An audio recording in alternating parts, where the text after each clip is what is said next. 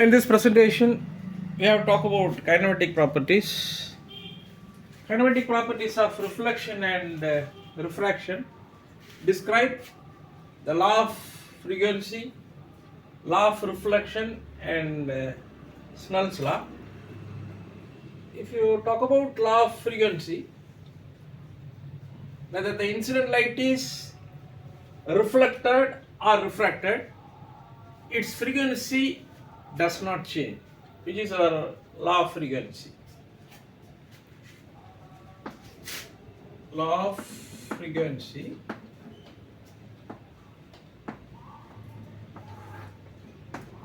whether the incident light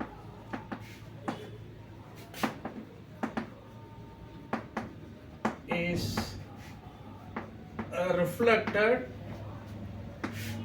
or refracted,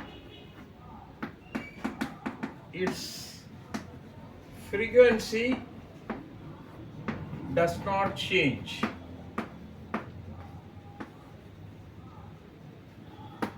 This is called a law of frequency.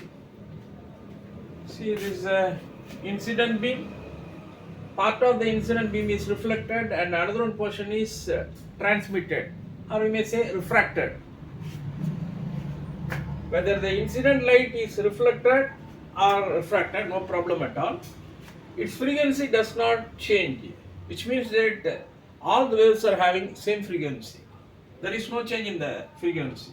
Suppose omega 1 be the frequency of the incident beam, omega 1 dash be the frequency of the reflected beam, and omega 2 be the frequency of the refracted beam. We may write omega 1 is equal to omega 1 dash equal to omega 2. This is called as law of frequency. We have to prove the same with the help of this diagram.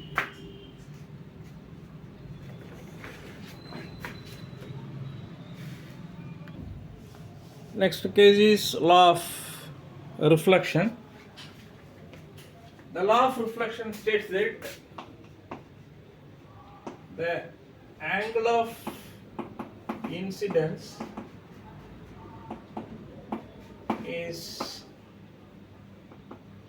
equal to the angle of reflection.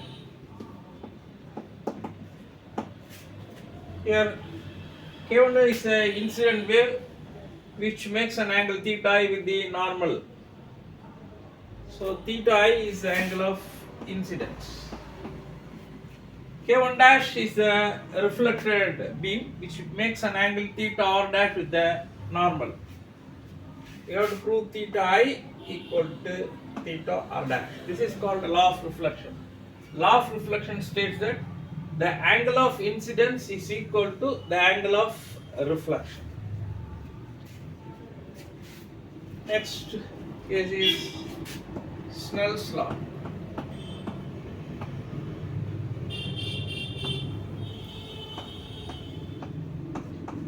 Snell's law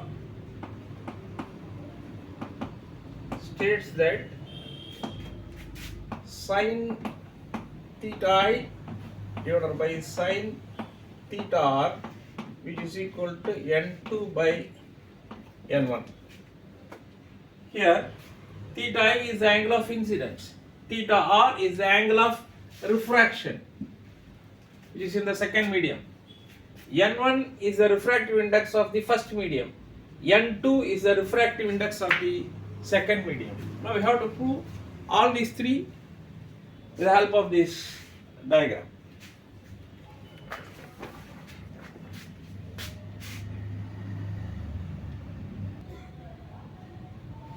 Let us consider a plane at z equal to 0 separating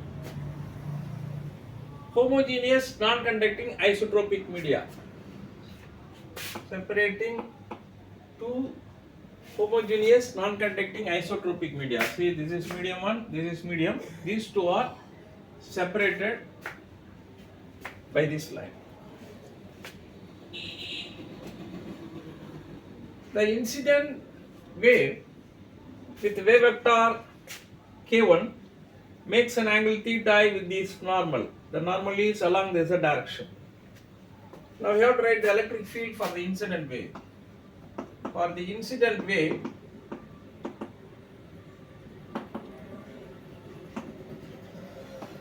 electric field E1 equal to E01 e power I into K1 dot R minus omega 1 into T. Here K1 is the wave vector of the incident beam, omega 1 be its frequency. Then for the reflected beam, this is reflected, this is incident. K1 dash is the wave vector, therefore E1 dash equal to E0 1 dash e power I K1 dash dot R minus omega 1 dash into T. This is the reflected component of the electric field. This is for the reflected wave. For the reflected wave. For the reflected wave, E1 dash equal to E0 1 dash e power I into K1 dash dot R minus omega 1 dash into T. In the same manner, we may write for the refracted wave. The refracted wave is also called as transmitted wave. This refracted wave makes an angle theta with the normal. For the refracted wave, the electric field component is E2, which is equal to E02 e power I into K2 dot R minus omega 2 into T. See here, incident and the reflected beams are in the medium 1, whereas the refracted beam is in the medium 2. Omega 1 be the wave vector, wave frequency of the incident wave, omega 1 dash be the frequency of the reflected wave, whereas omega 2 be the frequency of the refracted wave. K1 is the incident wave vector, K1 dash is the reflected wave vector, whereas K2 is the refracted wave vector. You know that the tangential component of electric field is continuous across the boundary. You know that the tangential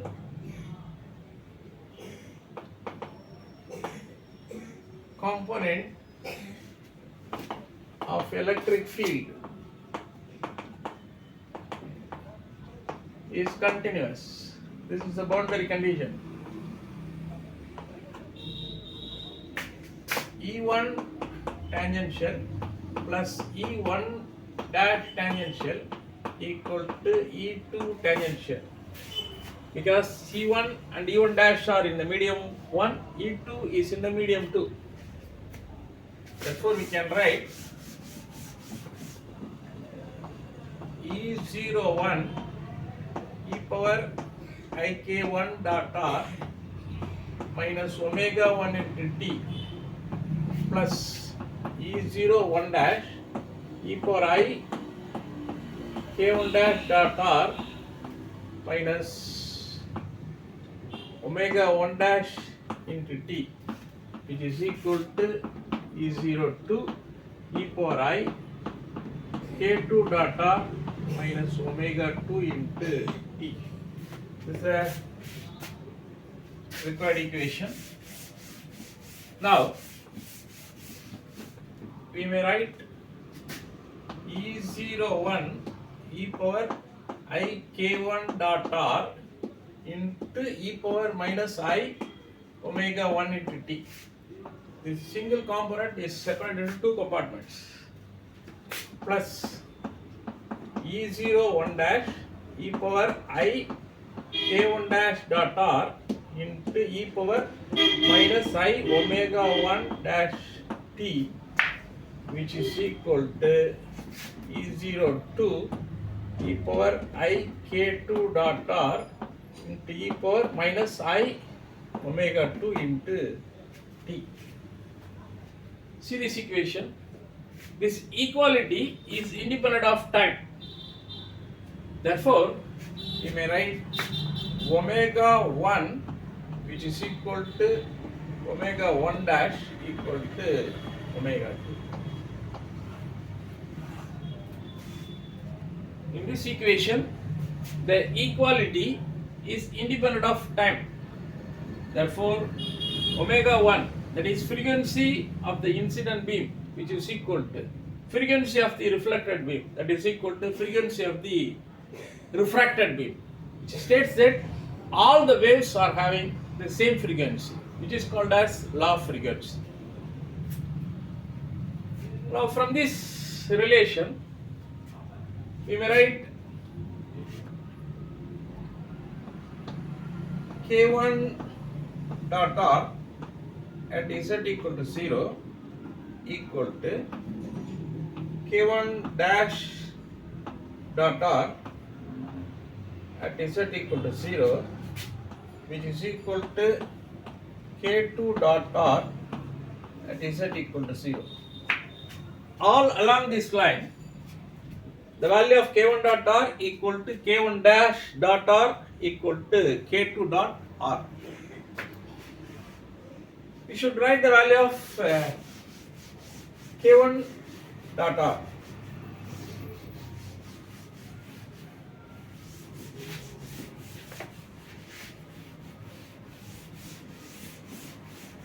See here, K1 dot R is K1x into x plus K1y into y, x component plus y component, because z component is 0, which is equal to K1x dash into x plus K1y dash into y, which is equal to K2x into x plus K2y into y.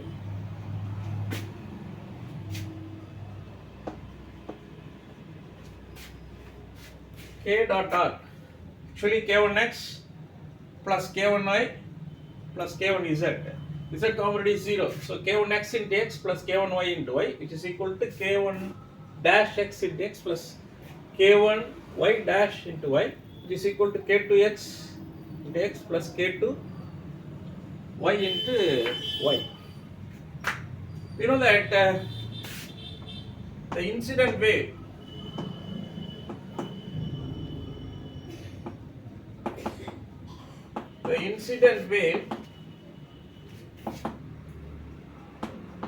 is in the xz plane. Therefore, y component value should be 0. You know that the incident wave is in the xz plane. Therefore, the y component value should be 0. So, the above expression is modified as K1x into x, which is equal to K1x dash equal to K2x into x. Here also x. K1x into x, K1x dash into x, K2x into x. Y components are 0. This is 0. This is 0. This is also 0. As the incident wave is in the xz plane. From this we may write, this is x component of the incident wave, this is x component of the reflected wave, this is x component of the refracted wave. See, all are in the same plane, x, x, x. From this we may conclude that all the wave vectors are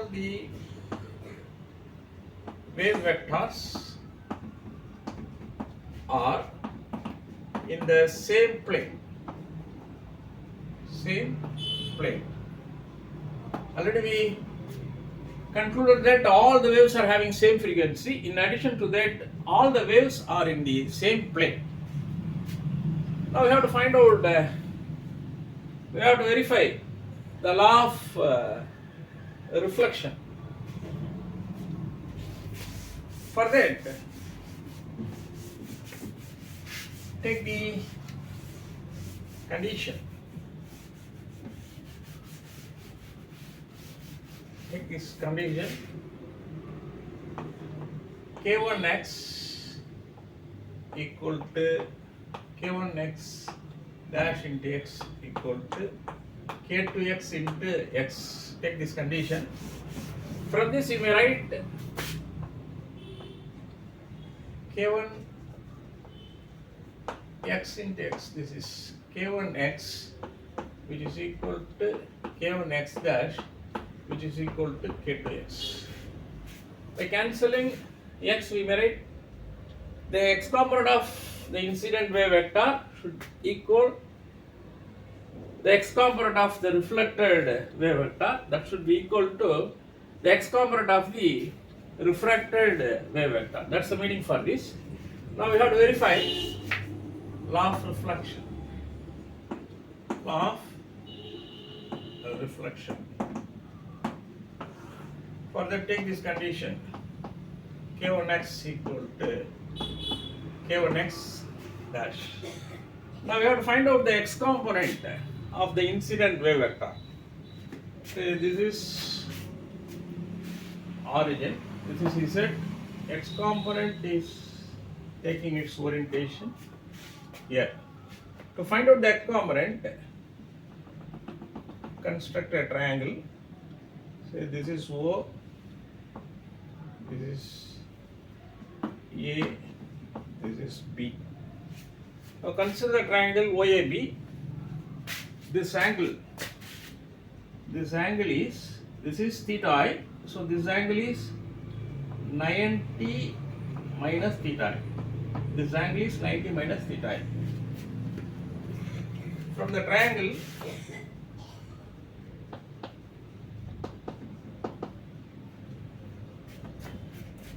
OAB cos 90 minus theta I. Cos 90 minus theta I. This is 90. This angle is 90. This is theta I. So this angle is 90 minus theta I. Cos 90 minus theta I is adjacent side to hypotenuse. Adjacent side is OA. Hypotenuse is OB. OA by OB. Here the value of OA is our k1x. This OB is our incident wave vector k1. So k1x equal to k1 into cos 90 minus theta I. Cos 90 minus theta I sin theta I, which is equal to k1 sin theta I. Therefore k1x equal to k1 sin theta I. Now we have to find out the value of k1x dash. k1x dash. To find out the value of k1x dash, now construct a triangle.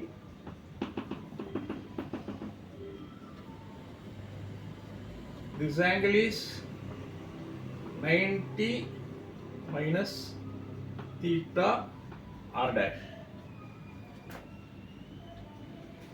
Say cos 90 minus theta r dash equal to adjacent side by hypotenuse. Say this is C, this is D. Adjacent side by hypotenuse OD divided by hypotenuse is OC.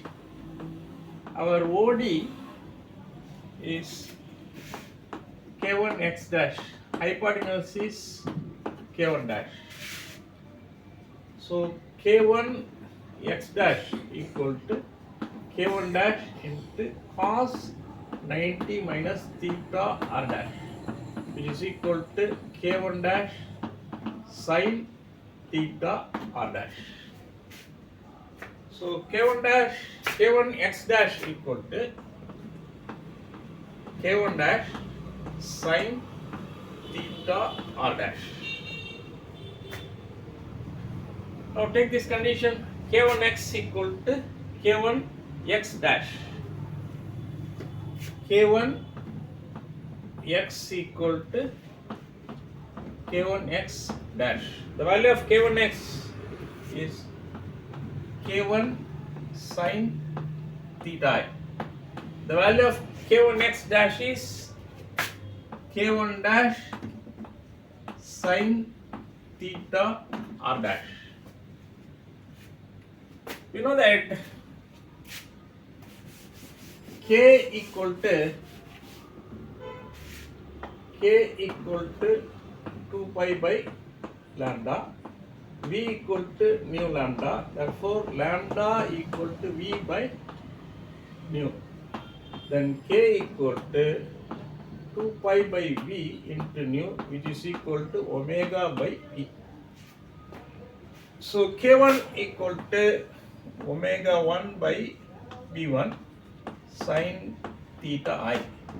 Here k1 dash is omega 1 dash divided by v1, because both the incident and the reflected waves are in the same medium, so its velocity is v1 into sin theta r dash. Already we have proved that omega 1 equal to omega 1 dash. We proved that omega 1, you know that omega 1 equal to omega 1 dash. Therefore 1 by v1 sin theta I, which is equal to 1 by v1 sin theta r dash. Then sin theta I equal to sin theta r dash. From this, theta I equal to theta r dash. Theta I is the angle of incidence. Theta r dash is the angle of reflection. Angle of incidence is equal to angle of reflection, which is called as law of reflection.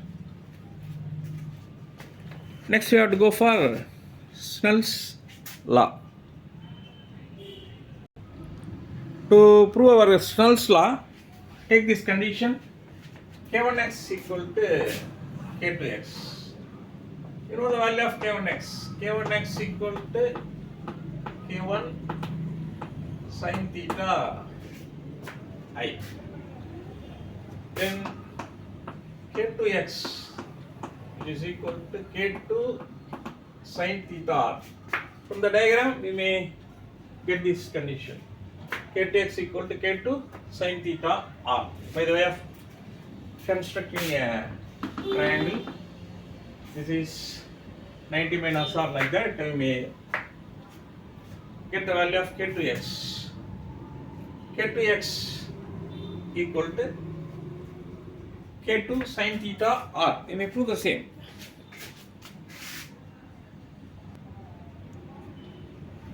To get the value of k2 of x, connect this, construct a triangle. This is O. Say this is E. This is our 90 minus theta r. This is theta r, so this is 90 minus theta r. Now cos 90 minus theta r, which is equal to adjacent side by hypotenuse. Adjacent side is OD. Hypotenuse is our OE. Here OD is our K2x. OE is our K2. K2x is equal to K2 into cos 90 minus theta, which is equal to K2 sin theta. So this is the value. Now use this condition. K1 sin theta I, which is equal to K2 sin theta r. Sin theta I divided by sin theta r, which is equal to k2 by k1. Already we proved that k2 equal to omega 2 divided by v2. k1 equal to omega 1 by v1. So k2 by k1 is equal to v1 by v2. Velocity of wave in the first medium divided by velocity of the wave in the second medium. You know that refractive index n equal to c by v. This is general formula for refractive index.